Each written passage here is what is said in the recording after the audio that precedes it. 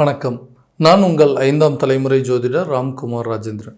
இன்றைக்கி நாம் பார்க்கக்கூடிய தலைப்பு விருச்சக ராசி அன்பர்களுக்கு 10ஆம் இடமான தொழில் மற்றும் கர்மஸ்தானத்தில் நடைபெறவிருக்கும் சதுர் கிரக யோகம். 4 கிரகங்களுடைய பயிற்சி. 1/8/2024 சுக்கிர பகவான் சிம்ம ராசிக்கு பயிற்சி அடைகிறார். அதே போல் 6/8/2024 சந்திர பகவானும் 17/8/2024 சூரிய பகவானும் 31/8/2024 அன்று புதன் பகவான் ஆகிய இந்த 4 கிரகங்கள் சிம்ம ராசிக்கு பயிற்சி அடைய போகிறார். இந்த நிகழ்வானது விருச்சக ராசிக்கு 10ஆம் இடமான தொழில் மற்றும் கர்மஸ்தானத்தில் நடைபெறவிருக்கு. இந்த சதுர் கிரக யோகமானது விருச்சக ராசி அன்பர்களுக்கு எந்த விதமான அற்புதங்கள் மற்றும் சிறப்புகள் கொடுக்க போகுது அப்படிங்கிறது தெளிவாகவும் துல்லியமாகவும் இந்த காணொலியில் பார்க்கலாம். நம்ம சேனலை ஃபஸ்ட் டைம் பார்க்குறவங்க அதை சப்ஸ்கிரைப் பண்ணிக்கோங்க. பெல் பட்டனை கிளிக் பண்ணி ஆல் அப்படிங்கிற ஆப்ஷன் கொடுத்துக்கோங்க. ஸோ விருச்சக ராசி அன்பர்கள் செவ்வாய் பகவானை அதிபதியாக கொண்டவர்கள். எந்த ஒரு விஷயத்தையும் துணிச்சலோடையும் தைரியத்தோடையும் செயல்படுத்தக்கூடிய நபர்கள். தனக்கு சரின்னு பட்ட விஷயத்தை எந்த தடைகள் எவ்வளோ பெரிய தடைகள் வந்தாலும் அதை கரெக்டாக செய்து முடிக்கக்கூடிய நபர்கள்.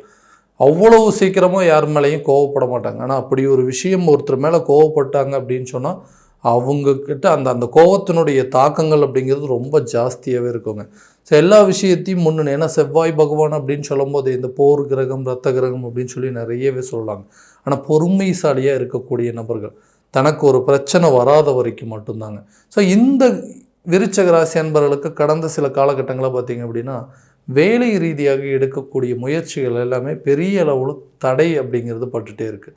வேலை கிடைக்கிறதுலையே ஒரு பெரிய பிரச்சனைங்க. தனக்கு ஒரு வேலை பிடிச்சிருக்குது, தனக்கு ஒரு வேலை அந்த வேலையில் கண்டினியூ ஆகணும் அப்படின்னு சொல்லி ட்ரை பண்ணக்கூடிய விஷயங்கள் அப்படிங்கிறதும் கண்டினியூ ஆக மாட்டேங்குது. முதல்ல நமக்கு பிடிச்ச மாதிரி ஒரு வேலை அமைப்பு அப்படிங்கிறது இருக்கணுங்க. அந்த வேலை இல்லாத ஒரு விஷயத்தினால யார்கிட்ட எந்தெந்த பேச்சுகள் வாங்கணுமோ எல்லாத்தையுமே வாங்கியாச்சு. அதனால் கரெக்டாக ஒரு வேலைக்கு கூட போக முடியல. ஏன்னா நானும் ஒரு காலத்தில் நல்லபடியாக வேலைக்கு போயிட்டு இருந்தேங்க. நான் இன்றைக்கி திடீர்னு ஒரு சில சூழ்நிலைகளால் இருக்கக்கூடிய வேலையை பறிகொடுக்கக்கூடிய நிலை அப்படிங்கிறது வந்துருச்சு. நானும் நிறைய இன்டர்வியூஸ்லாம் அட்டன் பண்ணிட்டு தான் இருக்கேன். ஆனால் எதுவுமே சரியான விதத்தில் அமைய மாட்டேங்குது. அப்படி வேலை பார்த்துட்ருக்குறோம். அந்த வேலையிலையும் பெரிய இம்ப்ரூவ்மெண்ட் எதுவும் இல்லைங்க. ஒரு இன்க்ரிமெண்ட்டோ ஒரு ப்ரொமோஷன் அப்படிங்கிறதும் இல்லாமல் இருக்குது. சரி, அட்லீஸ்ட் இந்த இருக்கிற வேலையை விட்டுட்டு வேறு ஒரு வேலைக்கு போகலாம் அப்படின்னு சொன்னாலும் அதுவும் கரெக்டான வேலை அப்படிங்கிறது அமைய மாட்டேங்குது. ஸோ இந்த நிலை அப்படிங்கிறது மாறாதன்னு சொல்லக்கூடிய நபர்களுக்கு இந்த 10ஆம் இடமான தொழில் மற்றும் கர்மஸ்தானத்தில் நடைபெறவிருக்கும் இந்த சதுர் கிரகங்களுடைய பயிற்சியானது நல்ல ஒரு வேலை அமைப்பு அப்படிங்கிறது கொடுக்குங்க. ஸோ உங்களுக்கு இது வரைக்கும் நீங்கள் எடுக்கக்கூடிய முயற்சியில் தடைகள் அப்படிங்கிறது கண்டிப்பாக நிவர்த்தியாகி வேலையில் நல்ல ஒரு முன்னேற்ற பாதையை நோக்கி கொண்டு போகக்கூடிய தருணமாக இருக்க போது வேலை தேடிட்டு இருக்கிறவங்களுக்கு நல்ல ஒரு வேலை கிடைக்குங்க. அதே போல் ஒர்க் பண்ணிகிட்ருக்கிறவங்களுக்கு நல்ல ஒரு ப்ரமோஷன் வித் இன்க்ரிமெண்ட்டோடு உங்களுக்கு ஒரு நல்ல ஒரு ஆப்பர்ச்சுனிட்டி அமைய போதுங்க இந்த 4 கிரகங்களுடைய பயிற்சி காலகட்டங்கள். தொழில் ரீதியாக எடுக்கக்கூடிய முயற்சி அப்படியே தாங்க. தொழிலில் இருக்கக்கூடிய மந்த நிலை எப்படி, லாபமும் இல்லை நஷ்டமும் இல்லை.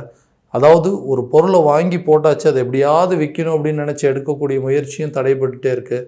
இதே பிஸ்னஸ் மற்றவங்க பண்ணால் நல்ல சக்ஸஸாக இருக்குங்க. ஆனால் நான் பண்ணும்போது மட்டும் ஏன் இப்படி நடக்குது, எதனால் எனக்கும் இந்த பிஸ்னஸ்க்கு ராசி இல்லையா, அல்லது நான் தப்பான ஒரு பிஸ்னஸை செலக்ட் பண்ணிட்டேன்னா யோசித்து இந்த பிஸ்னஸை விட்டுட்டு வேறு ஏதாவது ட்ரை பண்ணலாமா அப்படின்னு நினைக்கக்கூடிய நபர்களுக்கு இந்த தொழில் மற்றும் கர்மஸ்தானத்தில் நடைபெறக்கூடிய இந்த கிரகங்களுடைய சேர்க்கை அந்த தொழிலை நலிவடைந்த தொழிலை விரிவுபடுத்தி அதில் லாபத்தை சம்பாதிக்கக்கூடிய காலமாக இருக்க போதுங்க. நல்ல ஒரு முன்னேற்றமும் அதே போல் அதில் நல்ல லாபமும், லாபத்தை விட நல்ல ஒரு அதாவது இந்த பிஸ்னஸுக்கு நம்ம தான் கரெக்டான ஆள் அப்படின்னு மற்றவங்க நம்மளை சொல்கிற அளவுக்கு இந்த தொழிலானது ஒவ்வொன்றும் வளரக்கூடிய ஒரு காலகட்டமாக இருக்க போதுங்க இந்த தொழில் ஸ்தானத்தில் நடைபெறக்கூடிய இந்த கிரகங்களுடைய பயிற்சி. திருமணம் நம்ம நினச்ச மாதிரி ஒரு வாழ்க்கை தாங்க அமையவே இல்லை. ஸோ அட்லீஸ்ட் நம்ம எதிர்பார்த்தபடி இல்லை அப்படின்னாலுமே அதுவும் அமைகிற வாழ்க்கையாவது நல்லபடியாக இருந்ததுன்னா நல்லா இருக்குமே அப்படின்னு யோசித்து அந்த திருமணம் அப்படிங்கிறது ஒன்று நடக்காமல் போகும்போது திருமணத்திற்கு மேலே இருக்கக்கூடிய அந்த உணர்வுகள் அந்த எண்ணங்கள் அப்படிங்கிறதே இல்லாமல் போயிடுச்சுங்க. நம்மளும் திருமணம் பண்ணாமல் கடைசியாக சராசரி மனிதராக நார்மலாகவே வாழ்ந்துக்கலாம் அப்படிங்கிற அளவுக்குலாம் யோசிச்சுட்டேன். ஏன்னா அந்த அளவுக்கு இந்த திருமணம் அப்படிங்கிற ஒரு விஷயத்தில் ரொம்ப விரக்தி அடைஞ்சிட்டேங்க. நிறைய பெண் பார்த்தாச்சு, நிறைய மாப்பிள்ளையும் பார்த்தாச்சு. எல்லாமே கரெக்டாக கைகூடி வருதுங்க. நான் திடீர்னு ஏதாவது ஒரு காரணத்தினால அந்த திருமணம் அப்படிங்கிறது எனக்கு தடைபட்டு போயிட்டே இருக்குது. ஸோ நான் ஒரு விஷயத்த நினச்சேன், ஸோ அதுதான் நடக்கல. அட்லீஸ்ட்டு கிடைச்ச வாழ்க்கையாவது நல்லபடியாக அமையுமான்னு யோசிச்சுட்ருக்கிறேன். இது நல்லபடியாக நடக்குமா, இந்த மாதிரி விஷயங்கள் அப்படிங்கிறது மற்றவங்க மாதிரி என்னோடய வாழ்க்கையிலையும் நடக்குமா அப்படின்னு நினைக்கிறவங்களுக்கு இந்த காலகட்டங்களில் திருமணம் சார்ந்து எடுக்கக்கூடிய முயற்சி நல்ல ஒரு பலன் அப்படிங்கிறது கொடுக்குங்க. நீண்ட நாட்களாக இருந்த அந்த திருமண தடை அப்படிங்கிறது ஆகலாம். ஏன்னா இந்த 7ஆம் இடத்துல இந்த குரு பகவானுடைய பயிற்சி அப்படிங்கிறது இருக்குங்க. அதுவும் ஒரு விதத்தில் ஒரு நல்ல பலன்கள் அப்படிங்கிறது கொடுக்கும். இந்த குழந்தை பாக்கியம் இல்லாத தம்பதியினருக்கு குழந்தை பாக்கியம் உருவாகுவதற்கான காலகட்டமாக இருக்க போது, கணவன் மனைவிக்கிடையே இருக்கக்கூடிய கருத்து வேறுபாடுகள் அப்படிங்கிறது எதுக்காக தான் இந்த மாதிரி விஷயங்கள் தேவையில்லாத விஷயத்தை எல்லாத்தையும் போட்டு குழப்பமாக அதிகமாக அடைஞ்சு இதனால் கணவன் மனைவி பிரிந்து வாழக்கூடிய ஒரு நிலை குடும்பத்தில் ஒரு நல்ல அமைப்பே இல்லைங்க. குடும்பத்தில் அதாவது எல்லா அமைப்பும் இருக்குது. அப்பா அம்மா அண்ணன் தம்பி எல்லா உறவுகளும் இருந்து இன்றைக்கி யாருமே இல்லாத ஒரு தனி மரமாக நிற்கக்கூடிய ஒரு சூழல் அப்படிங்கிறது வந்துருச்சு. ஏன் எனக்கு மட்டும் இந்த நிலை?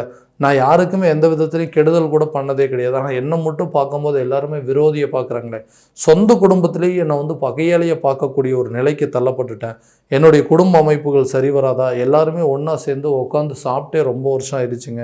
ஸோ அந்த மாதிரி மகிழ்ச்சியான தருணங்கள் என்னோடய வாழ்க்கையில் நடக்காதா அப்படின்னு நினைக்கிறவங்களுக்கு இந்த காலகட்டங்களில் குடும்பத்தில் இருக்கக்கூடிய சில பிரச்சனைகள் அப்படிங்கிறதும் கணவன் மனைவிக்கிடையே இருக்கக்கூடிய கருத்து வேறுபாடுகள் விலகி அண்ணன் தம்பிங்களோட ஒரு நல்ல அந்யோன்யம் அப்படிங்கிற அண்டர்ஸ்டாண்டிங் அப்படிங்கிறது வந்துங்க. அப்பா அம்மா எல்லோரும் ஒன்றா சேர்ந்து வாழக்கூடிய காலகட்டமாக இருக்க போகுது. ஸோ குடும்பத்தில் உள்ள பிரச்சனைகள் அனைத்தும் தீர்ந்து நல்ல ஒரு குதூகலமான ஒரு வாழ்க்கை அப்படிங்கிறது உருவாக போகுதுங்க. கடன் சம்மந்தப்பட்ட பிரச்சனைகள் அப்படிங்கிறது நிறையவே இருந்துகிட்ருக்கு. ஸோ எல்லாத்துக்கும் மனிதனுக்கு பிறந்த அதாவது எல்லாத்துக்குமே ஒரு கனவு அப்படிங்கிறது இருக்குங்க. அந்த கனவு தான் சில பேருக்கு அந்த வீடு கட்டணும் அப்படிங்கிறது. அந்த வீடு அப்படிங்கிறது கரெக்டான விதத்தில் கட்டியாச்சுங்க. ஒரு இடமும் வாங்கி அந்த இடத்துல வீடும் கட்டிட்டேன். இன்றைக்கி எல்லாமே நல்ல நிலையில் இருக்குது. ஆனால் அந்த வீடு கட்டுறதுக்காக வாங்கக்கூடிய கடன்கள் தேவையில்லாத வட்டிகள் அப்படிங்கிறது அதிகமாக கட்டிகிட்டு இருக்கேன். வாங்குகிற சம்பளங்கள் மொத்தமாக எனக்கு இஎம்ஐ கட்டுறதுக்கு தான் சரியாக இருக்குது. இதில் பணத்தை சேமிப்பு அப்படிங்கிறது ஒன்று பண்ண முடியல. தேவையான விஷயத்தில் ஒரு குழந்தைங்களுடைய கல்விக்கோ இல்லை ஒரு திடீர் எமர்ஜென்சி மருத்துவ செலவுக்கோ என்னால் கரெக்டான விதத்தில் செய்ய முடியலைங்க. எல்லாத்துக்கும் கடன் வாங்கக்கூடிய நிலைக்கு தள்ளப்பட்டுட்டேன். இந்த கடன் பிரச்சனைகள் அப்படிங்கிறது தீராதா?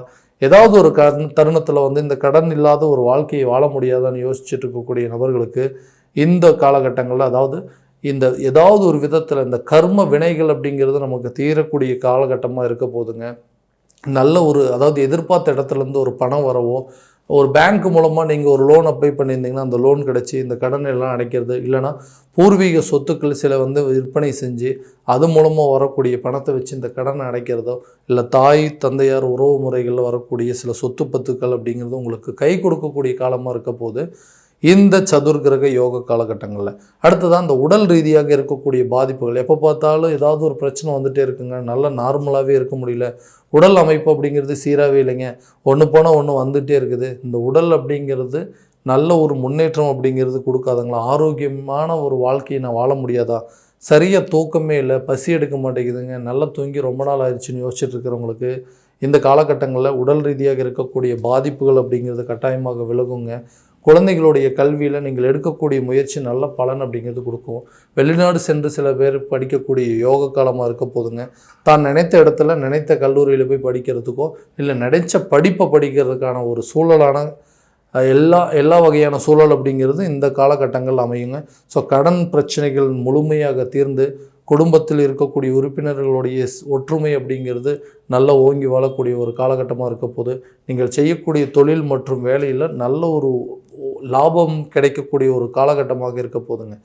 இப்போது இது வரைக்கும் நம்ம பார்த்ததெல்லாம் பார்த்திங்கன்னா கோச்சார பலன்கள் மட்டும்தான். இந்த பலன்கள் அனைத்தும் உங்களுக்கு நடக்குமா அப்படின்னா உங்களுடைய ஜனனகால ஜாதகத்தை முழுமையான விதத்தில் தெரிஞ்சுக்கிட்டு அதற்குண்டானபடி சில முயற்சிகள் எடுத்தீங்க அப்படின்னா எல்லா விதமான வெற்றிகள் அப்படிங்கிறது உங்களுக்கு கிடைக்குங்க. உங்கள் ஜாதகம் எங்கிட்ட பார்க்கணும் அப்படின்னு ஆசைப்பட்டீங்கன்னா கீழே இருக்கிற நம்பருக்கு கான்டாக்ட் பண்ணி அப்பாயின்மெண்ட் ஃபிக்ஸ் பண்ணிக்கோங்க. அப்படி இல்லையா உங்களோட ஜாதகத்தை வாட்ஸ்அப் மூலமாக அனுப்பிச்சி வச்சிங்க அப்படின்னா தெளிவான முறையில் கணிச்சு துல்லியமான பலன்கள் அப்படிங்கிறது உங்களுக்கு தெரியப்படுத்தப்படுங்க. மீண்டும் அடுத்த காணொலியில் உங்களை சந்திக்கும் வரை உங்களிடமிருந்து விடைபெறுவது உங்கள் ராம்குமார் ராஜேந்திரன். நன்றி.